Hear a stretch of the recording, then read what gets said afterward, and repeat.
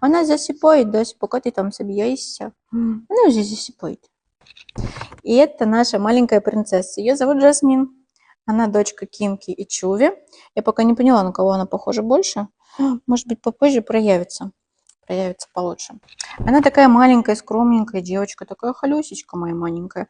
И характер тоже, может быть, попозже свой покажет. Я думаю, что Жасмин будет покетом по нижней границе, исходя из роста родителей и их предыдущих деток. И мне кажется, что она будет такая массивная, как ее мамочка и папочка. Одинаково. Пункт следующий. Такая маленькая девочка, скромница моя. Маленькая такая.